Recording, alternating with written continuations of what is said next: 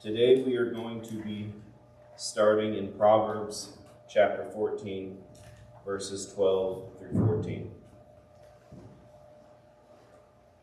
There is a way which seems right to a man, but its end is a way of death. Even as laughter of the heart may be in pain, and the end of joy may be grief, the backslider in heart will have his fill in his own ways, but a good man will be satisfied with his. I think that we can all agree that it is easy to make decisions for ourselves and for us to forget to even consider to ask God what his input would be. We have created a fatal habit for ourselves of taking full responsibilities for our own actions, even though we are told that we are not to be in full control of our lives. In fact, we are to be fully dependent on the Lord. Unlike those bumper stickers that you see that say God is our co-pilot, we need to slide over and make sure that he is the pilot of our lives, in total and full control, and that we are leaning upon him for our every need and care. Recently, there has been a swing in counseling and mental care helping people deal with an issue called codependency. Codependency is something that is seen as a weakness or a hindrance to an individual, a misguided, unhealthy attachment to another person, thing, or even a chemical. I agree that it is not a healthy thing or beneficial. However, I must speak to one thing, that this is how God made us in his wisdom, that each and every one of us needs to be codependent, but on one thing and one thing only, him. Amen. And we know that none of us could have made it in this world without him. Amen? Amen.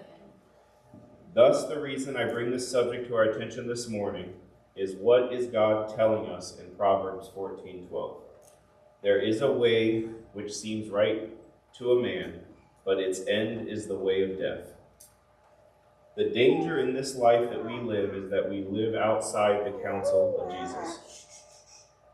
We might understand the word, heard hundreds of sermons, sang thousands of songs, but the investment of the word has been made deep in us. However, we must ask the question, has sometimes that investment been ignored?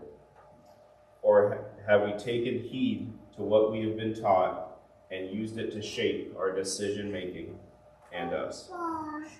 The danger that we bring ourselves into when we begin to think about the decisions that we want to make and void of God's guidance is, why do we do this? Because there is a way that seems right to us. Maybe we just don't want to bother God with the small things. My friends, we must guard our hearts and protect ourselves from becoming callous towards God and seeking out our own wisdom rather than his. Even when his wisdom makes no sense, we must act upon it. Even when we may not understand all the details, we must still obey. And even when we have no idea what the end result is, we must still walk in faith. The Bible tells us in James 4:17, therefore, to the one who knows the right thing to do and does not do it, to him it is sin. I want to propose to you today that when we begin to make decisions upon what we think is the best way and what we think seems right, rather than seeking the face of God and searching out his wisdom, then we too have sinned and neglected God in our life. There was a survey taken that is a vivid picture to us how some Christians have become victims of this mentality that we are speaking of now.